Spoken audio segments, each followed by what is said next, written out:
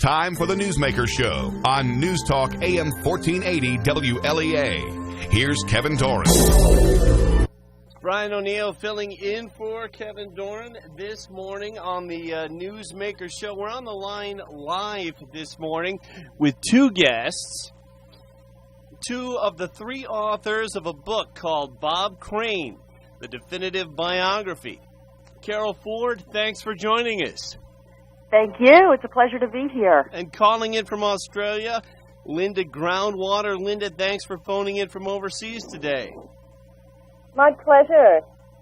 Well, Carol, the book was released 2 weeks ago. Tell us how it's going. You know, it's going great. Sales are strong. There's terrific interest. Just last weekend, I did a presentation at the Mid-Atlantic Nostalgia Convention near Baltimore. Completely sold out of books there. People were just coming up, scooping up copies, saying, thank you for doing this. People are saying that we have changed their negative perception of Bob Crane and rescued Hogan's Heroes for them. So it was really something pretty dynamic to hear that once people were reading the book and learning all that Bob Crane was about, that we were actually saving the show and saving their memories of him. So I'm really happy that the sales are going well. People are excited about it. They're enjoying it. And I'm actually pretty humbled by it. You know, Chapter 1, it's very interesting. Bob was born in Connecticut in 1928, grew up during World War II. And this question for either Carol or Linda, whoever wants to handle it, what was the war like for Bob Crane and his family in Connecticut? Well, you know, as you can imagine, it was not an easy time. You have to remember that his family, he was growing up, too, in the Great Depression, so that also affected him. Then when the war broke out, school, you know, it was a different atmosphere in school as well. Gym class wasn't like gym class today. The boys were doing calisthenics. They had them running outside in the snow, doing obstacle courses. They were wearing shorts and in the snow and in the mud. They were trying to toughen them up. It was kind of like mini basic training. And then they were getting ready to graduate Bob's class early in 1945 to prepare them to go off to war. But, of course, the war ended before that happened, and so Bob and his classmates went on to finish out their school year, and they graduated. Bob graduated in 1946. And in addition, you know, Bob's older brother Al actually joined the Navy back in 1943. He served on the USS Bunker Hill, which was attacked by the kamikaze in 1945. So Bob and his family, communication nowadays is so quick and so easy. But in those days, it wasn't like that. And Bob and his family didn't find out that Al had actually survived for about 2 weeks. So that whole family sat on tenterhooks for a whole fortnight. And Bob spent that time with his friends, playing his drums, just trying to escape some of that tension. But, of course, when the family found out that Al had survived, it was Christmas in June. It was marvelous. But they all suffered for a very long time after that.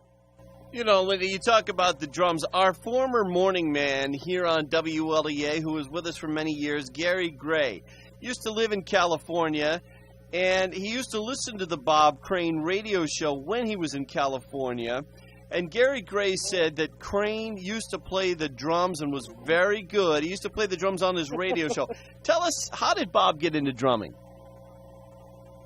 Well, you know, in 1939, Bob and his family went to the New York World's Fair, and there Gene Krupa was playing.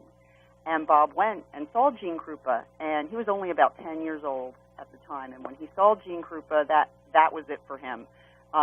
He was hooked. And from that point on, he was never seen without his drumsticks. In fact, in school, his friends and classmates always referred to him, and they still do now, as their drummer boy. What was he like in high school? Either of you, if you can tell us about Bob Crane's teenage years. Bob's friends in school tell us that he was their ray of sunshine. He was very, very gregarious. He was had a very sunny personality. But he could also be very shy, and you wouldn't think so, but they've often said that there were those two sides. Like most kids who are popular and happy, you'll also find that they do have this contemplative side, and Bob did. Everyone in school knew who Bob was. He was very, very popular at school. He went to Stanford High School. He was very well liked by students, his friends.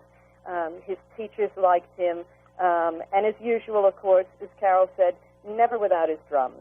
Always, always with drumsticks. You know, desks, books, students' heads, you name it, they were there. You know, on page 69 of the book, it says Bob Crane was living in Connecticut. Bob gets a call from WLEA Radio in Hornell. Absolutely. Yeah, tell us about that. You start that one, Carol. This is great. Well, he's working at a jewelry store. And as Bob liked to tell it, as the world's most miserable watch repairman. He had always wanted to go into either music with the big bands, but the big band era had passed. So he was looking to go into radio. So he had been putting out, his audition tapes and is sending letters to radio stations all over the place, and WLEA was the one that called, and he jumped at it. His father wasn't too thrilled. The owner of the jewelry store had actually wanted to give the store to Bob when he retired. And for a man who was working during the Great Depression, if somebody's going to hand you over a store, you don't just turn that down. And Bob said, no, I want to go chase my dream. I want to go into radio. And so that's what he did. And so he gave up the jewelry store, and he packed up, and off he went to live his dream. We have some audio here. Go ahead, Linda. Go ahead. Oh, I was just going to say, Bob's cousin Jim had told us one of Bob's favorite stories to tell was how he got to WLEA, because after he sent his tape down, of course, they did call, and he decided to go down, and his cousin Jim tells us that he went down in what he called his just old broken-down jalopy, and it did break down just as he got into town. So he hitched a ride all the way to the station from where he left his car on this old horse and cart. And he got into the station, and he had hay sticking out of his suit, and he smelled like manure, and he walked into the station, and he said, "Hi, I'm here for the radio job." And they said, "Great, here's your broom, you can start tomorrow." It wasn't an on-air job, it was actually a janitor's job. But Bob took it anyway because he so desperately wanted to be in a radio station. And as luck would have it for him, after about a week, most of the people in the station were fired, and Bob found himself on the air. And so LEA was his beginning. You know, we've got some audio here from Bob Crane's son, Scott Crane, of his father talking to some college students about what he was like on the air here at WLEA. Oh, yeah, and Bob loved doing the gimmicks. He would always be doing gimmicks. So this is going to be great. This is really going to be neat to hear. The voices I've been doing now ever since I got into business. Originally, I started out the simplest gimmick that I used. Not that any of you are going to end up doing gimmicks necessarily, but I was using a little salt shaker that I filled with water, and we had Borden's as a sponsor. This was up in Hornell, New York. And I would take a glass in the salt shaker, and I'd say, "Borden's guarantees fresh milk." And I'd say, "Go ahead. Go ahead now, Bessie." Or no, I think it was Elsie, the cow. And I would use the salt shaker as a sound effect with the water coming out, going into the glass. And I'd make believe I was milking the cow. And how fresh can the milk be? And then I found another sound effect, also with Borden's, where there was it was on an old Abbott and Costello kids record, where they did a takeoff on the Giant and what is the one where the Beanstalk, Jack and the Beanstalk. He gets up there, and on their record, the Giant is saying to the goose that lays the golden egg, "Another!" And you hear, and it hits the pail, and he goes, "Another!" And he says, "Another!" Well, I took that sound effect out, and we used it for the Borden's thing. So here again, I said, not only is the milk fresh, and then I'd start at the record, but I said, the eggs are fresh. They're being laid right now. And you'd hear, and meanwhile, and once in a while, we'd hold the drop part of it. And that used to gas people, because I wouldn't say anything. You'd hear, and I'd keep on going, and everybody was waiting for the drop, And I'd say, "Go ahead," and you'd hear plunk, and then another, and this is how I got into the gimmicks thing. Then finally I decided I could do it with sound effects, why not voices? Then I started adding voices. So Bob Crane there talking about what he was like at WLEA. Bob really, you know, for those who didn't hear him, he's considered one of the best radio announcers of the 1950s. Isn't that right? Oh, yeah. Oh, yeah. And actually still up today. Considered one of the absolute pioneers of radio. Mm-hmm. The book says, your book says that Bob Crane, while in Hornell, that he liked to hang around at the Elks Lodge, the YMCA, went to Mass at St. Anne's Church, and, you know, liked it, getting some of the creative freedom to do some of the fun stuff on the air. Apparently he played drums at the Elk Lodge, according to your book. Is that right? Correct. Yeah. Yes. And he did not stay long because his real goal was to make it to New York City. There are 3 photos in the book. The photos are great. 3 photos in the book from Bob Crane's Hornell years. If you look through them, you can recognize some of the people in them. Feel free to contact us here at the radio station if you see the pictures in the book and you recognize who they are. We're talking with Carol Ford and Linda Groundwater about their book, Bob Crane, The Definitive Biography. The book says that from Hornell, Crane went on to Bristol, Connecticut, and eventually Los Angeles. And then from meeting actors in his studio, the radio studio in the California job, he got into some acting work. The first big acting break being on the Donna Reed TV show. The book quotes actors who said that Crane was very good at improvising on the set. Tell us about that. Well, Bob as an actor could actually improvise very, very well. And you would probably know yourself from being in radio that things don't always go to plan. And when you're live, you don't have a lot of opportunity to just go, excuse me, I'll just start that again. So you just keep going. And, of course, Bob's work, his background was radio and a lot of live theater. So he could improvise on a set as well if something didn't go according to plan, if a prop didn't work, if somebody didn't walk in properly. He could just roll with it and make it work. Most of the scripts for Donna Reed and Hogan's Heroes were not ad-libbed, but if the unexpected did happen, he would just keep going. And so one example they had on Hogan's Heroes where they have a scene where Bernard Fox, who played Colonel Crittenden on Hogan's Heroes and became well known as Dr. Bombay on Bewitched, he's supposed to be digging through a footlocker of sorts. The lid comes down and whacks him on the head, and that wasn't in the script. But it happened, and so Bob just kept ad-libbing and talking, and eventually that stayed in the scene. So he could stay in character, and he could stay within the scene that he was presented and just keep going and made everything part of it, as he learned to do in radio and in theater. In the book, you also note that Bob Crane was told by Donna Reed that he needed to be less humorous and more of the leading man. What effect did that advice have on Bob from Donna Reed? Well, he took it very seriously. Bob, being in radio, being very hip and glib and able to just kind of ad-lib and do whatever, he brought a lot of that with him over to the Donna Reed show, which was kind of different for the Donna Reed show, as you might imagine. But Donna really, from what we can gather, took him under her wing and really tried to mold him as an actor.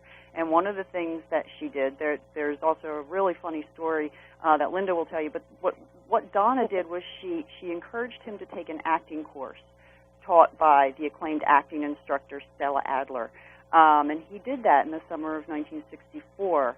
And so he learned a lot from both Donna Reed and Stella Adler about, you know, the techniques of acting. And that more or less humbled him quite a bit and taught him how to really hone his craft.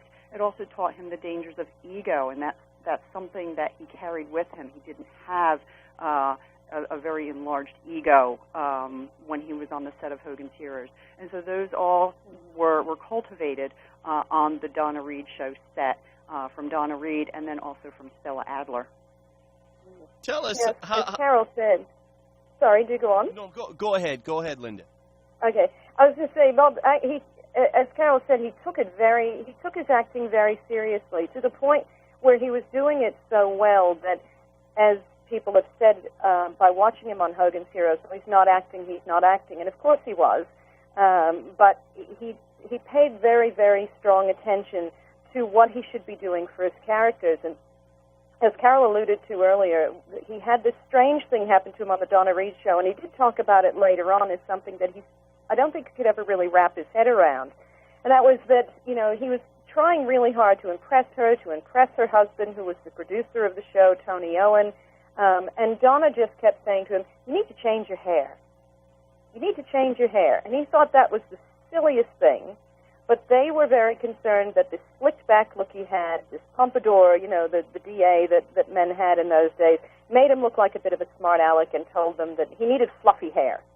He needed fluffy hair, so he had to change his hairstyle. And if you look at early photos of him in his radio days, you could see that flat hair that he had. And when you get into the later Donna Reed show ones, you see the fluffy hair, and he always wondered what that had to actually do with his acting.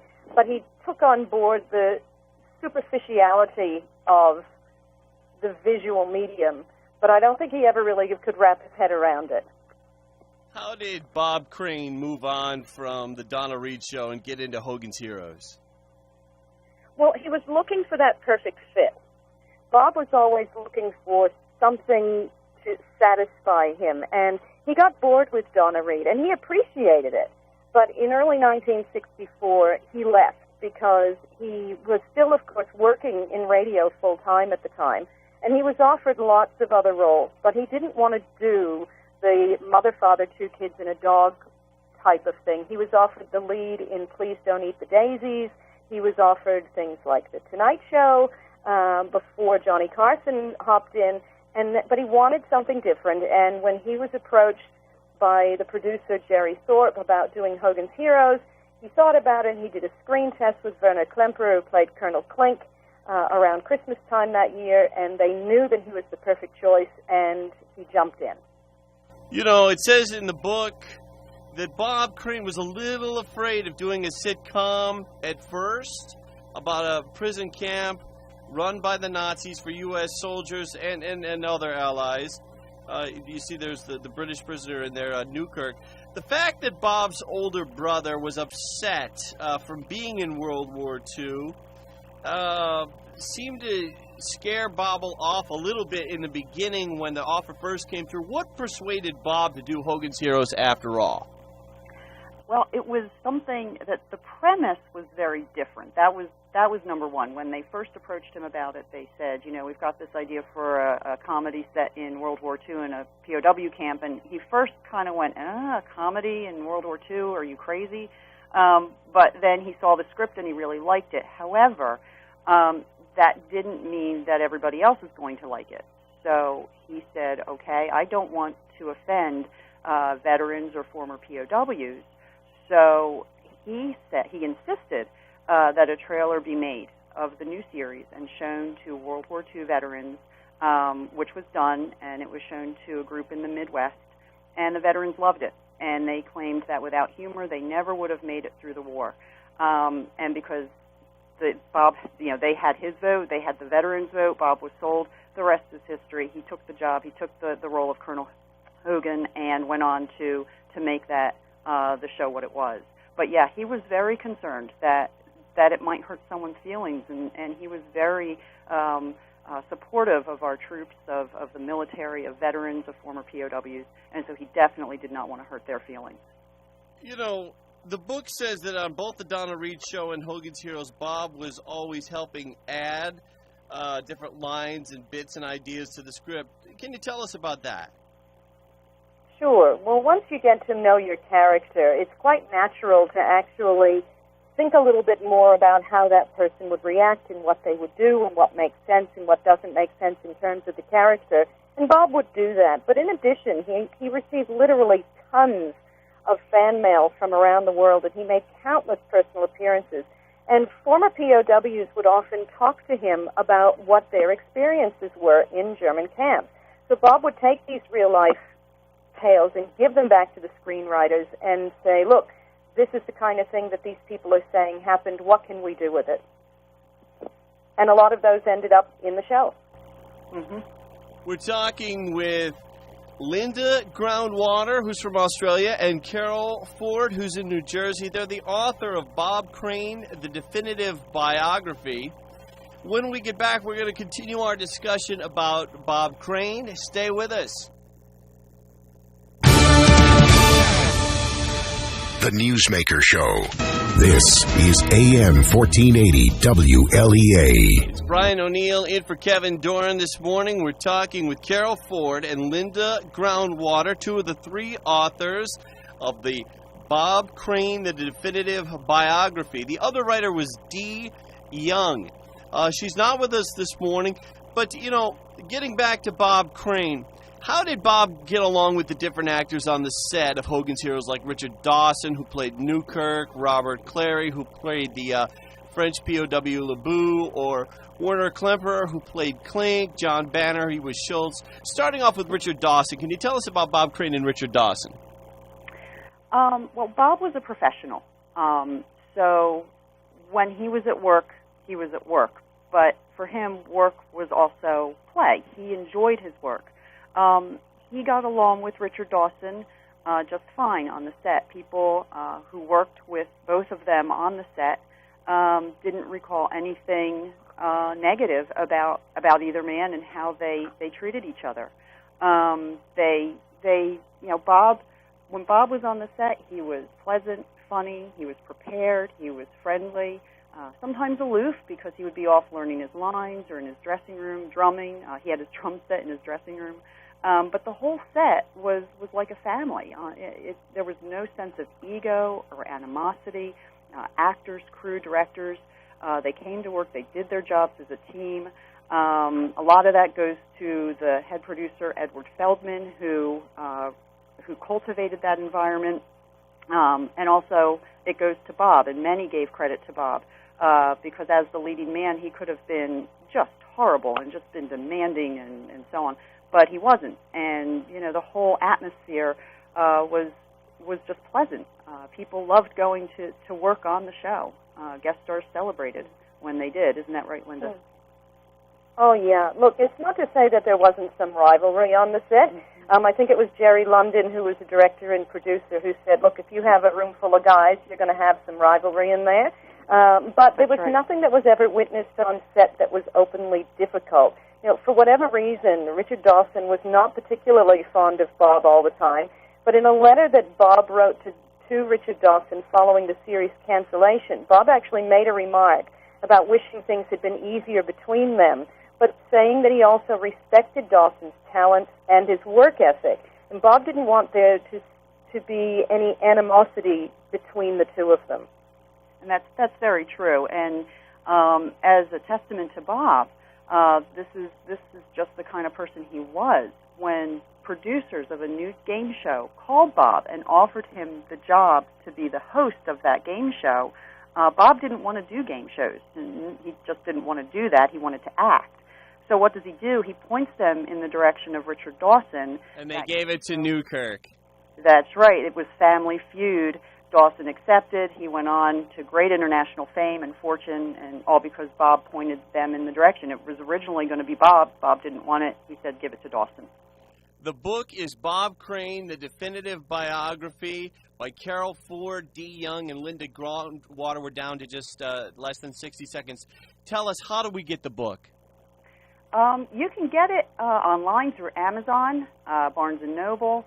You can get it direct through the publisher. If you go to our website that we run for Bob Crane for his induction into the National Radio Hall of Fame, that's voteforbobcrane.org, and that's for the number 4. Vote for. Vote for the number 4, bobcrane.org. Linda Groundwater and Carol Ford, thank you very much for joining us here on WLEA, the station where Bob Crane got his radio start. Thank you very much. Real privilege. Thank you. Yeah. It's AM 1480 WLEA, Hornell, New York, 9 o'clock. Thanks for joining us. Time for ABC.